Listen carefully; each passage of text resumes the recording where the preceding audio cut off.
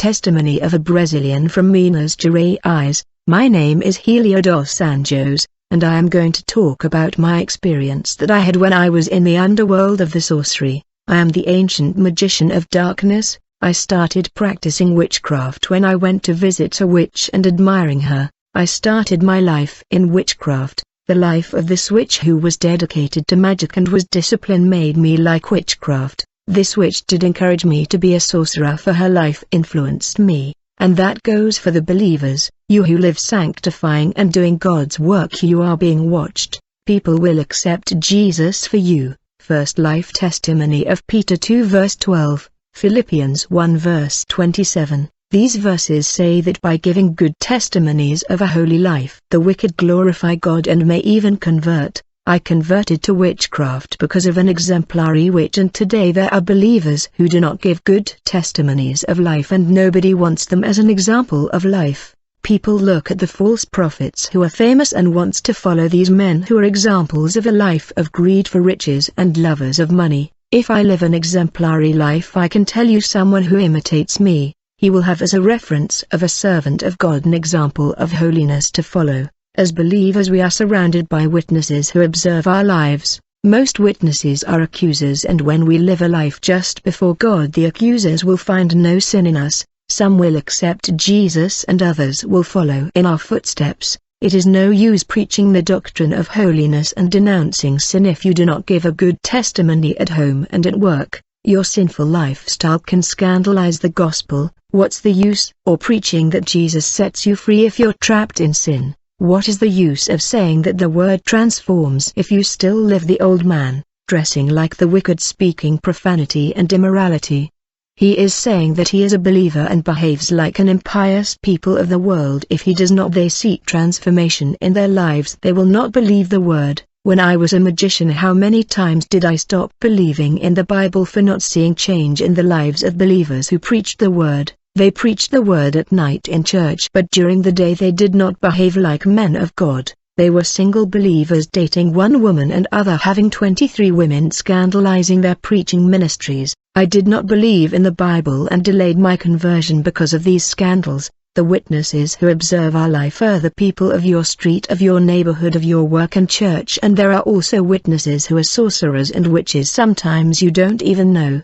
If you're a true believer, witches are bound to watch over the life of each believer to know whether or not he is of the light. Just like demons of the witchcraft order attack believers with spells, witches and wizards are the ones who observe the lives of the believers, and if you find sin, that's where to attack. A witch in sorcery, he learns to exploit people's weaknesses. Among those who observe the lives of believers there are earthly witnesses and there are spiritual witnesses. That are millions of them, much more than earthly witnesses. There are millions of evil spirits in this moment watching your steps, while there are millions of spiritual witnesses watching you. Hebrews 12 verse 1. If humans are capable of launching accusations, I can tell you that demons are 1,000 times worse at making accusations. I will tell my testimony and how I became the Dark Wizard. I started by buying black magic books and doing the rituals in my backyard. My wife was Catholic and she did not accept my situations. That's when she separated from me. She went back to live with her mother.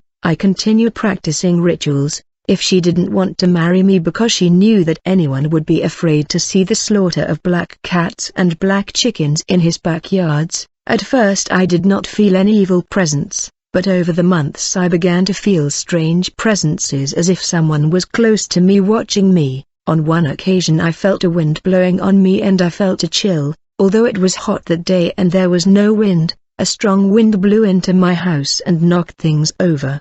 The pans on the stove and cupboard went flying and the cupboard and door slammed non-stop. These were the first manifestations of the supernatural that I witnessed. The communication was through objects in motion, and when the candle lit itself without a match in supernatural way, I started hearing the voices of the demons that spoke in my ears, but they did manifest yet. Little by little I entered in contact with the supernatural until my spiritual eyes opened, and I began to see demons. I who thought that these spirits had forms of people, I was wrong. When I saw the first demon with the face of a frog and 2 holes instead of eyes, I ran to the street to escape his frightful presence. It was very difficult for me to get used to their appearances. These demons lost their angelic images when they rebelled against God. I don't know why they wore these horrible appearances. I do not know if it was God himself who took the angelic image away from them or if they themselves took off the holy image of angels. What I do know is that they monitor us, for we have the image of God and they hate God's image. These demons may have lost angelic image and replaced it with their newly created images. I also believe that God could have taken away the sacred image of the angels, for when I was a magician looking at myself in the mirror I saw the image of a monster. I was scared, and I asked people if they had seen something weird on my face, and everyone said that it was normal and that my appearance had nothing wrong. My face was normal.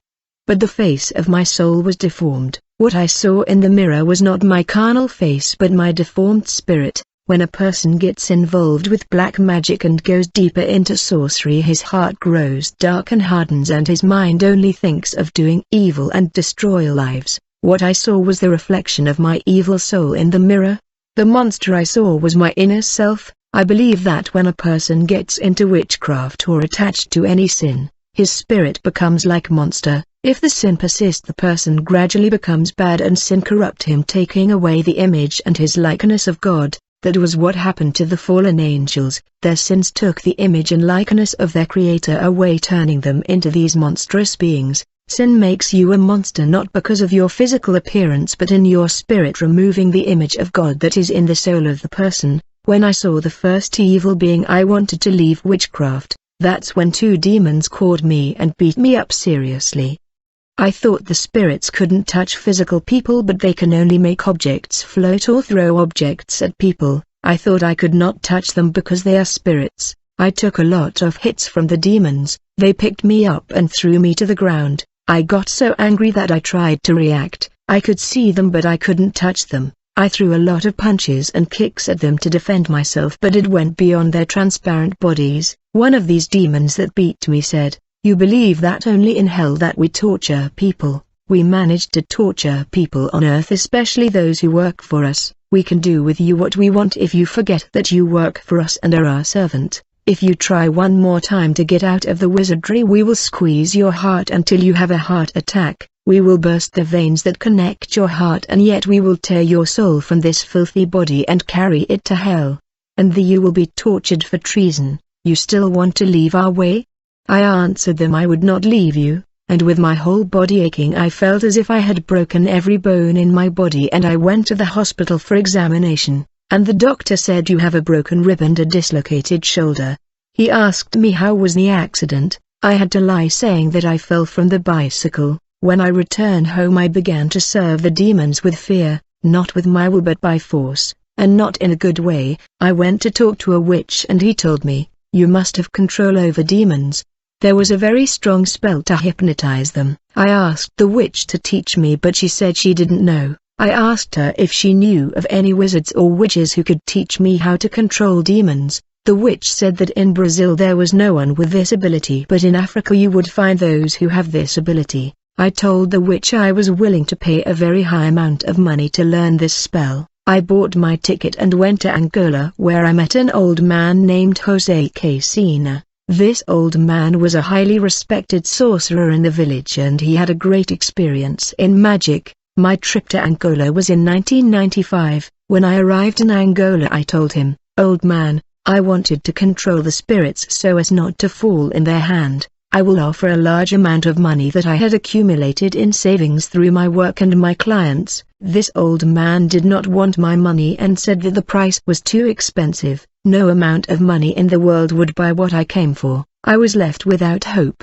That's when the old man told me that I can exchange my soul for what I came for. When I agreed to sell my soul for power, at that moment a terrible demon possessed the fragile body of the old man, and left him with a lot of energy. The old man who walked with a stick looked like a teenager and jumped without that stick. I looked at his face and I saw that his eyes widened and went blanked, and two of his teeth grew. His two canine teeth turned vampire-like.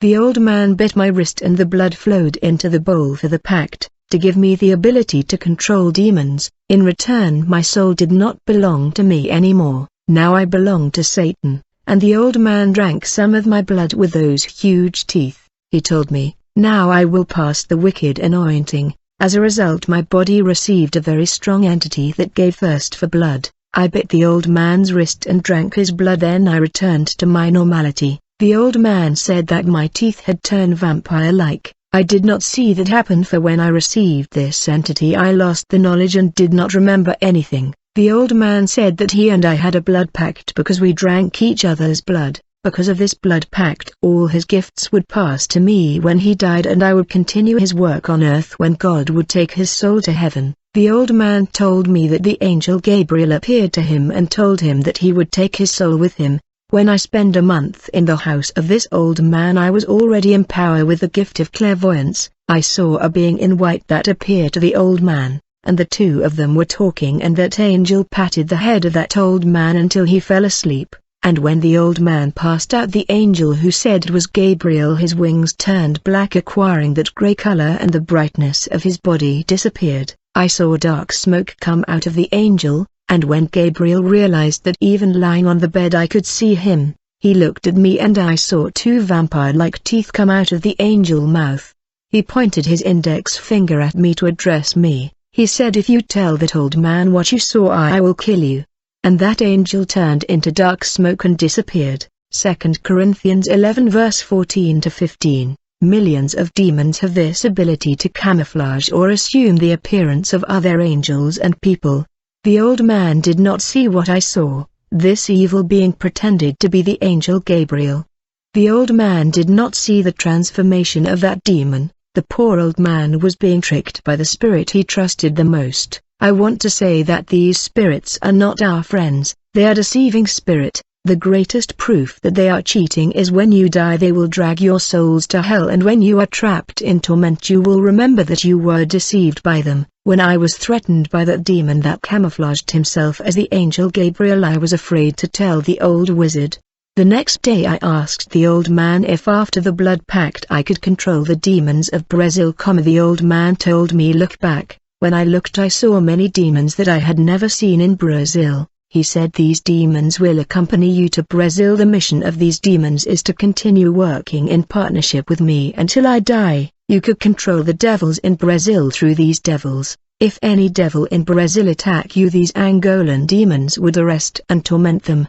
These demons will be my protectors who would protect mine even from the people who want to harm me. If you break the pact of witchcraft, those same demons will kill you." I was very excited about everything that was happening. I told the old wizard that I wanted to make a pact with Lucifer himself and that he would be the mediator in that pact. I did not feel worthy and wanted a mediator, for he was on a much more advanced spiritual level than me. The old man looked at me and told me, "You have to go slowly, it's one step at a time. You are starting and you already want to be at a very high spiritual level. I took more than 20 years to reach that level. I understand your thirst for the supernatural, but you have to respect your initiation timing." I replied to the old man, "I don't want to grow up quickly in magic. I want to make a pact with Satan, who commands all evil spirits to have more security." The old man looked at me and said, "You can invoke Satan, but it is not easy to reach him. There is a hierarchy of evil spirits to get to him." The old man said, "Young man, you know that although I am a sorcerer, I do not like to make deals with evil spirits. They are unreliable. To do a deal with fallen angels can have a high price. I can lose my soul in wanting to get closer to Lucifer because he is the highest authority among fallen angels. These spirits can charge a high price for bringing their boss to a mortal man. I work and make a pact with the celestial angels of Jesus. Every ritual I do, I invoke Michael, Raphael, Ariel and other angels of God. I have an alliance with the angel Gabriel, who visits me every day. Gabriel told me that God accepts animal sacrifices like in the Old Testament, and that God did not abolish the Mosaic law and we can sacrifice animals to him. It was the angel Gabriel who anointed me as a priest of God. I am the one who will continue the lineage of Aaron. The angel Gabriel has protected me, and you want me to make an alliance with fallen angel? I replied to the old man, "Who was that entity that entered his body and drank my blood?" The old man answered me, "It is a spirit of the pact that works for the angel Gabriel. You asked not to be beaten by the demons of Brazil because these demons aggressor are from Lucifer. The demon that I summoned to do the pact with you is not from Lucifer, and all these work for Gabriel. Evil spirits that will go to Brazil to protect you work for Gabriel. I told the old witch, I want a pact with Lucifer, not with Gabriel. The old was struck by fallen angel. Finally he agreed to be the mediator and said, I will not be responsible for your life, and after this pact you will not be the same, your life will be full of tribulations. And the old man climbed a hill and said that I couldn't go up. If I got close to the hill they would shoot down. I will be the mediator of the alliance between Satan and me. What I saw was an imitation of when Moses, being the mediator between the people and God, he went up the mountain and received revelation from God and wrote the commandments of the Lord. The old magician was also receiving a revelation and wrote a lot of things I should do with this ring. The old man climbed the mountain to the midnight and he stayed until 3 a.m. connecting with various spirits until reaching Lucifer. The old man took 7 days to climb, telling not to approach the mountain. I could see the mountain burning red and the fire coming out of the ground and going up. That mountain looked like a volcano, but it was spiritual because the fire did not burn the vegetation of the mount like the burning bush that was not consumed. Anyone who doesn't believe in hell, if he had seen what I saw he would believe it. The fire rose from under the ground to the mound and left it red. The cloud and the pillar of fire that carries the people of Israel happened in the ritual of the old magician. A great cloud descended to the mount. That cloud was loaded with demons of the air. The old wizard's face changed like that of Moses, then the transfiguration of his face and became the face of a monster and his eyes seemed dark. This happened during the 6 days. I want to tell all believers who like to climb the mountain to pray and prepare before climbing. These places are charged with dark powers. The spirit imitates God and also leads slaves to the mountain, and there are many hills that are consecrated to demons. And you who live a life of sin, if you climb a consecrated hill your life will not move forward. A believer who has not renounced the world and lives in sin, his life is full of spiritual opening and doorway for demons to enter. Climbing the mountain to pray is an affront to the demons that consecrated the place. These spirits will attack you, and if you are not dressed in holiness you will suffer. Nobody says why many believers go up the mountain and get sick and others die of illness thinking it's natural death or God's. Nobody will tell you that these believers were attacked by demons and for not being prepared and died. What I'm talking about is something serious that no one reveals. At the beginning of my conversion my late pastor did not allow me to go up the mountain with him. That was protection on his part. This pastor lived a holy and disciplined life so as not to sin. The shepherd went up to the mountain where there happened many offerings of Macumba and cried, rebuking the offerings so as not to harm anyone. The pastor took many names that were written on the papers of offering to nullify the effect of the spells.